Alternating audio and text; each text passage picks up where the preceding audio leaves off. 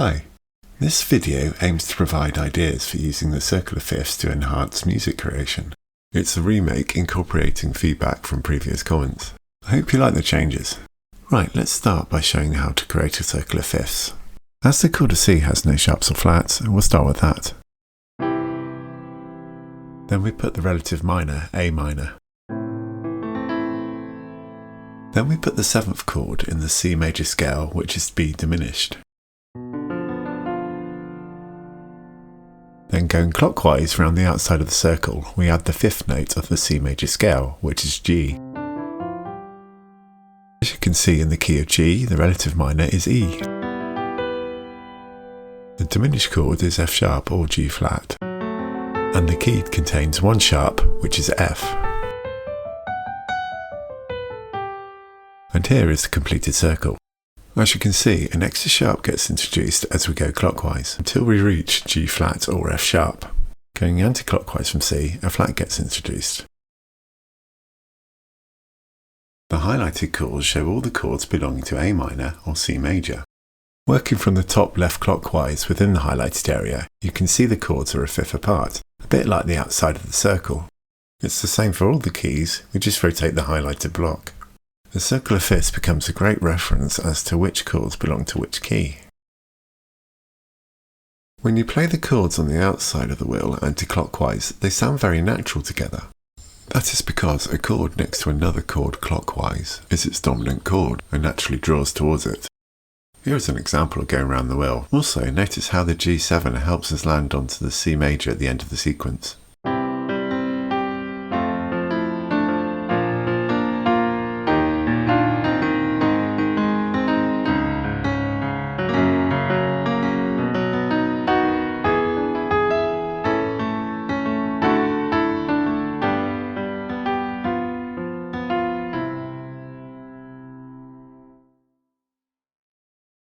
We can also do a rotation in the same key.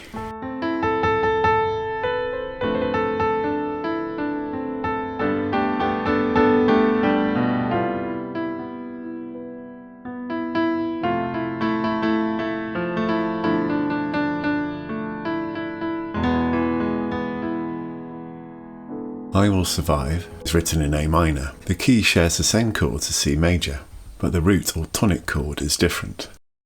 Instead of using E minor, in this sequence an E7 is used, which is the primary dominant chord of A major and A minor, and we'll want to resolve or land onto those chords. We can create an E7 by adding the 7th note of the E minor scale. For reference, if you look anti-clockwise 2 hops from E, you can see what the 7th note is, D. Another example, in the song Just the Two of Us, B7 is used to land on the E minor.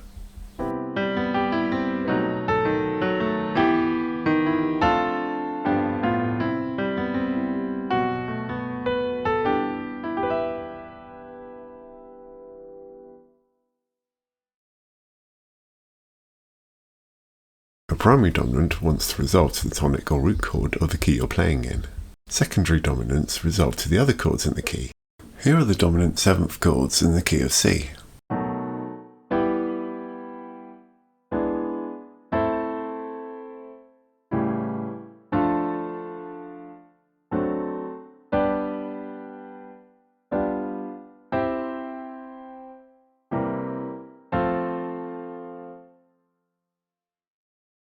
Using dominant chords are another way of changing key. For example, in this progression we're going from G sharp minor to C, using the E7 chord to help us change key.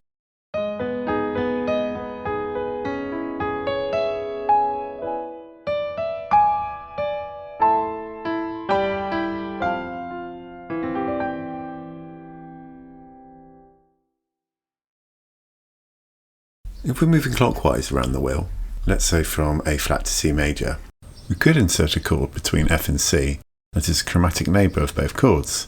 This can then help us modulate into the key of C.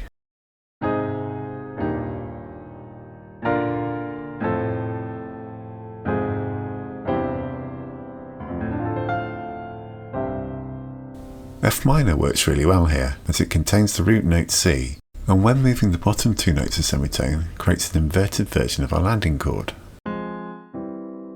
and then I'm using the D minor to help us progress down to the C in the root formation.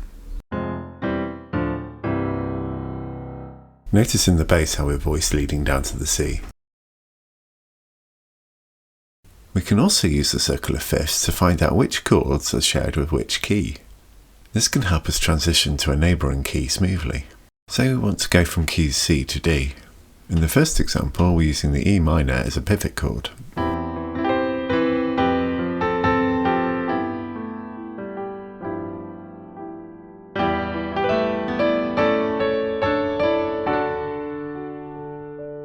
This type of pivot chord is also known as a shared chord. Another way of changing key is by switching modes, say from minor to major or vice versa.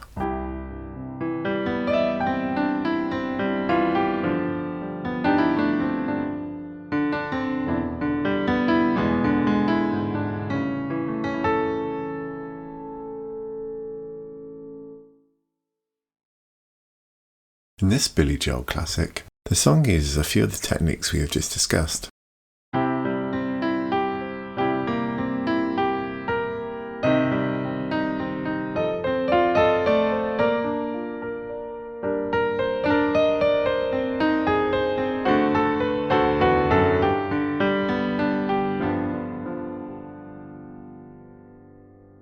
The song uses the tritone interval to jump across the wheel.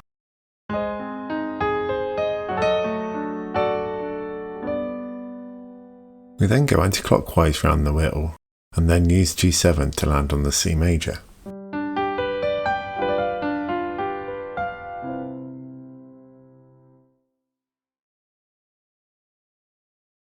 We can also use the circle of fifths to find chromatic mediants of a chord.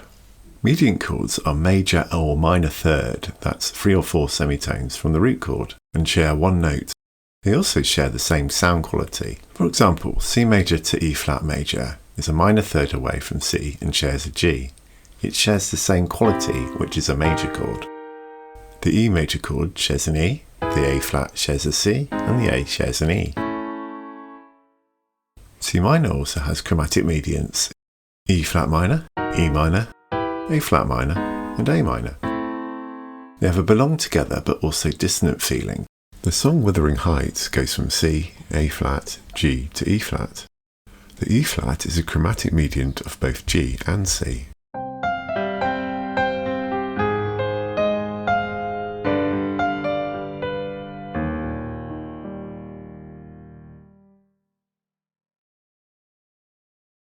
We can replace the dominant 7th chord with its relative tritone 7th. A tritone is 3 whole tones away from the root note. For example, the tritone for C is F sharp, which lives at the opposite ends of the wheel. Both the C7 and the F sharp 7 want to resolve to the F major, or F minor. F sharp is also a chromatic neighbour of F, and that's why it works so well. Here we're going from G to F, and rather using the dominant 7th of F, we're going to substitute it using the tritone of C7, which is F sharp 7.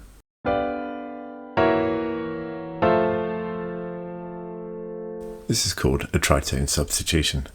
In the next example, we're combining the F sharp tritone 7th with a C9 and a C7 chord.